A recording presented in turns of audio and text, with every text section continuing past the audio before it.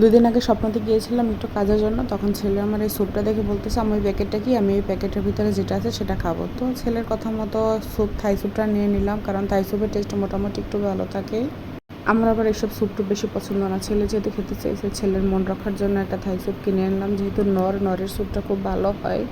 তো আজকে সন্ধ্যায় সে স্যুপ খাবে। স্যুপ খাওয়ার জন্য সে অনেক বায়না করতেছিল। পরে স্যুপ বানানোর জন্য কড়াইতে পরিমাণ মতো পানি নিয়ে ভালোভাবে স্যুপটা মিশিয়ে দিলাম।